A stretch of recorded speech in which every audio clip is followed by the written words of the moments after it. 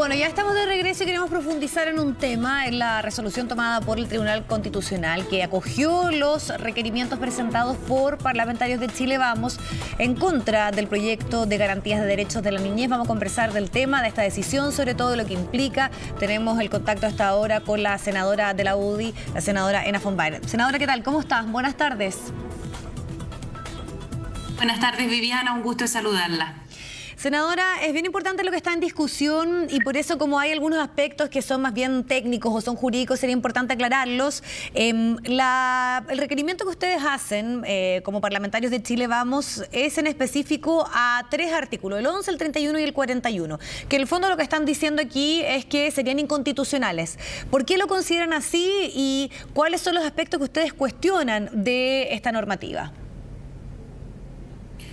Primero explicarle un poco a aquellos que nos están escuchando y nos están viendo de qué es lo que se trata. Acá se discutió durante mucho tiempo un proyecto de ley, una ley que viene del gobierno de la presidenta Bachelet y que básicamente lo que busca es integrar los tratados internacionales de derechos de los niños a la legislación nacional, y esa es la Ley de Garantía de los Derechos de la Niñez. Y durante toda la discusión de esta ley hubo una profunda discrepancia entre los sectores de izquierda y nosotros respecto al enfoque de la ley, porque en la ley el enfoque que tiene esta ley es que pone siempre en contraposición los derechos o la autonomía progresiva de los niños con el derecho preferente de los padres a educar a los hijos. Y de alguna manera en la ley, no de alguna manera, sino que directamente en la ley, en muchos de sus artículos, lo que finalmente se hace es poner la autonomía progresiva de los niños por encima del derecho preferente de los padres a educar a sus hijos. ¿Qué es lo que es la autonomía progresiva? Algo que es evidente, que es natural, que los niños a medida que van creciendo van adquiriendo más posibilidades de tomar decisiones. Y ese proceso es hasta que llegan a los 18 años, son adultos y pueden tomar las decisiones por sí solos. Pero en ese proceso nosotros creemos que, y eso es lo que dice también la Constitución y también los tratados internacionales, es que en ese proceso los niños necesitan de la guía y de la dirección de los papás para ir adquiriendo los valores, para ir comprendiendo lo que son sus derechos, lo que son también sus deberes, y de esa manera prepararlos para cuando sean adultos y puedan tomar sus propias decisiones. Pero en ese proceso los padres un derecho preferente para poder educarlos, y esa fue la discusión que se produjo durante todo este proyecto de ley. Senadora, profundicemos lo que usted está planteando, porque usted ha dicho que esta normativa, que además también se discutió por 6 años, que es uno de los aspectos también que se ha puesto como punto a cuestionar que por qué durante todo ese tiempo no se pudo llegar a un mayor acuerdo en ese aspecto. Pero cuando usted dice que hay una contraposición y que aquí finalmente estos derechos, estas garantías invalidarían o son un punto de oposición al derecho de los padres a educarlos, ¿en qué ejemplo se podría ver en esta normativa que eso ocurre, a su parecer?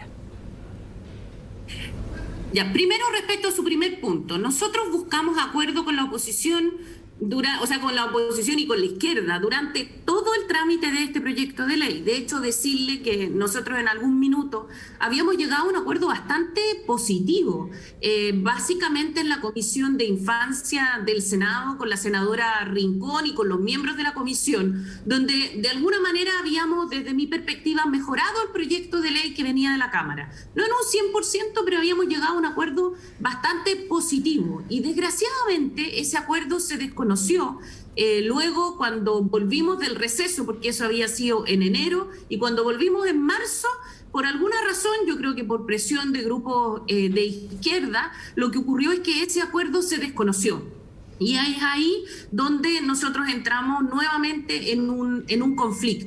Voy a poner el ejemplo que creo que es el más directo. Cuando se define lo que es la autonomía progresiva, se dice que esta solo se puede limitar de una manera que siempre tiene que ser restrictiva. O sea, en el fondo, cuando se dice qué es lo que es la autonomía progresiva y se dice que los niños pueden ejercer sus derechos en consonancia con la evolución de sus facultades, atendiendo su edad, su madurez, su grado de desarrollo, hasta ahí todo perfecto, salvo que la ley limita ese ejercicio, y entonces lo que se plantea es entonces lo único que puede limitar el ejercicio de un niño a ejercer un derecho es la ley, y luego dice, y esa restricción solo se puede interpretar de modo restrictivo. Primero, ¿quién interpreta cuando se está restringiendo malamente un derecho de un niño? Si no lo hace el papá, ¿es el Estado? Y entonces la pregunta que nosotros hicimos siempre, entonces, ¿el Estado se va a intrometer? Sí, pero el Estado y un argumento, Viviana. Sí, pero es que ese aspecto es, claro, el que está en cuestión, y por eso es interesante, porque también algunas de las voces que han cuestionado esta decisión, como José Andrés Murillo, ha dicho que aquí esa interpretación que se hace de que efectivamente no debiese haber ningún tipo de intervención, pero ¿qué pasa precisamente? Y tenemos miles de ejemplos cuando las familias no están dando esa protección, o cuando se incumple, podríamos decir, con esos derechos garantizados, y además también ¿cuál problema habría en ese proceso que me imagino que se va adquiriendo con una madurez de acuerdo a los años? No es que de aquí a los 18 uno un día despierte lo suficientemente maduro, sino que ¿por qué una institucionalidad o una cierta robustez no podría acompañar ese proceso? ¿Qué problemática ven en aquello? A ver, primero, Viviana, que separemos los temas y seamos serios en la separación, porque cuando se vulneran los derechos de los niños respecto al interés superior del niño, evidentemente que hay que proteger al niño, y eso no está nunca en cuestión. Entonces, separemos las cosas. De lo que aquí se está diciendo es, por ejemplo, y de hecho está también dentro de la ley, si es que un niño tiene un teléfono, acceso a las redes sociales, si esto es para proteger a los niños, el niño tiene acceso a las redes sociales, los papás tienen derecho a poder ver qué es lo que el niño está viendo en las redes sociales.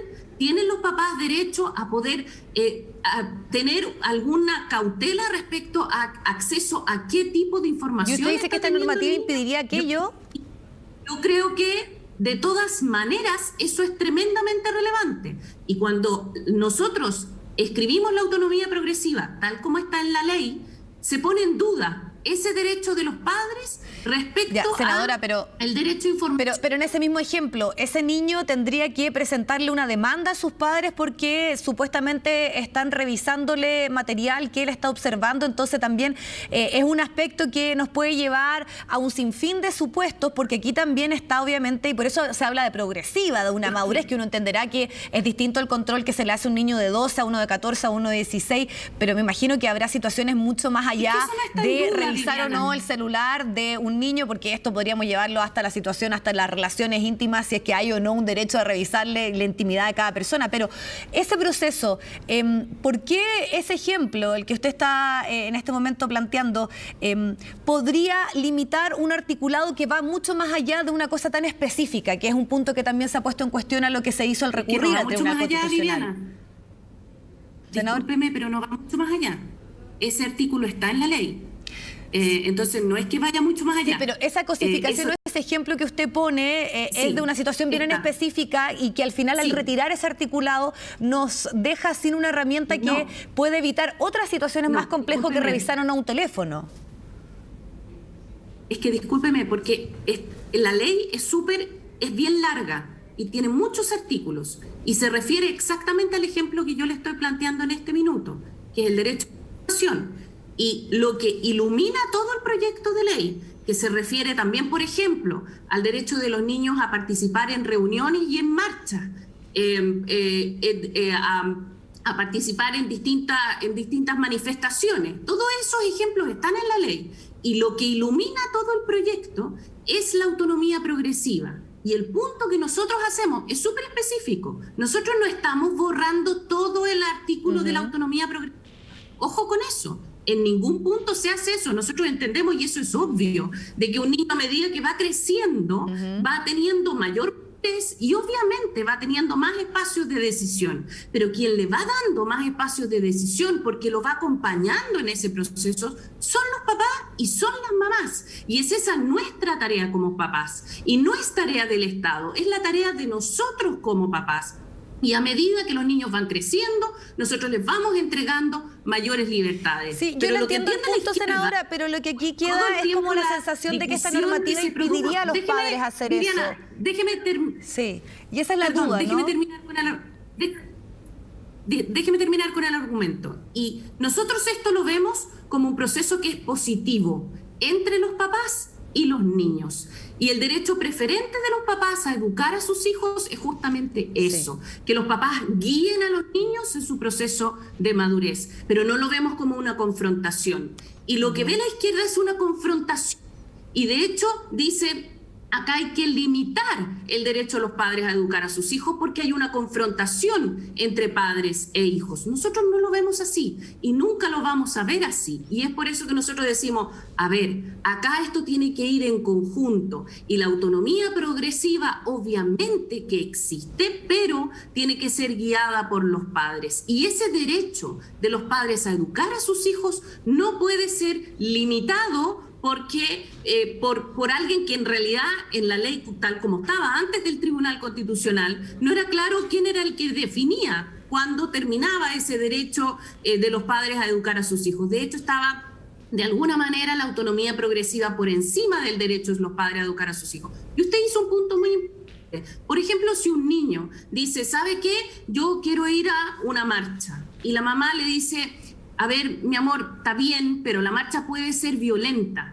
Quizás no es bueno que participe en esta marcha porque puede haber violencia. Y tal como estaba la ley antes del Tribunal Constitucional, el niño tenía el derecho a ir a la marcha, incluso si es que la mamá se lo prohibía.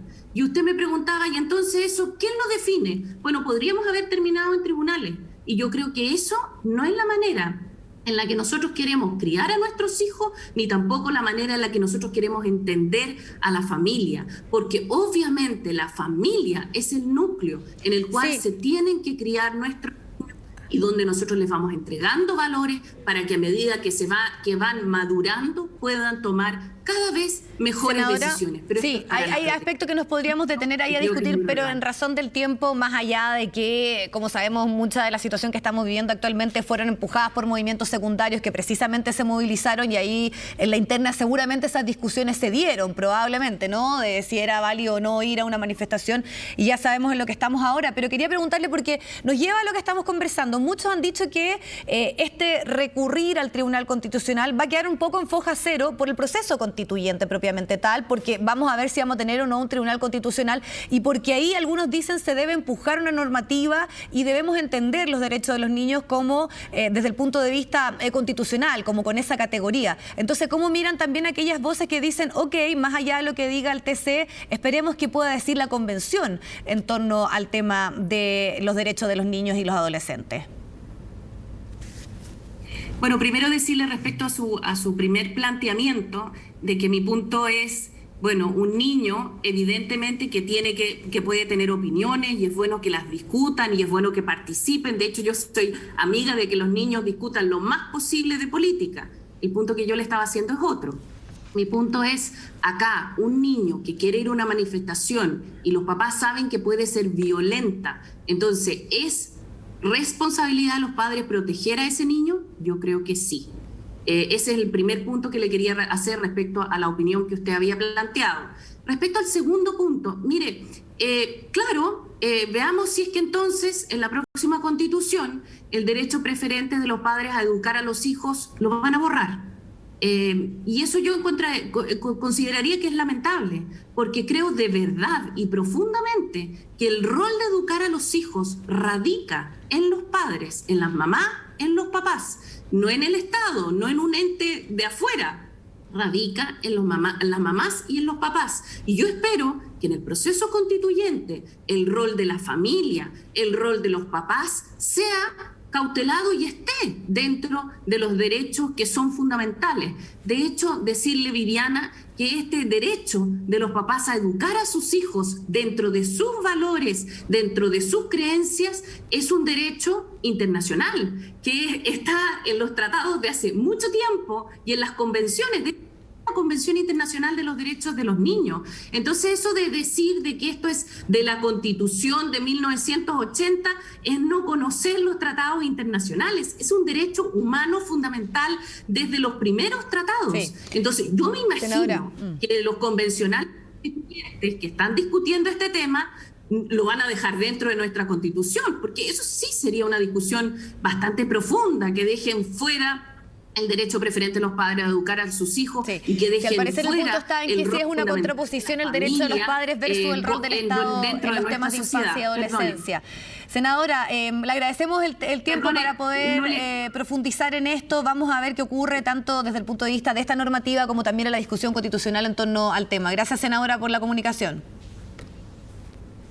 Muchas gracias, que estemos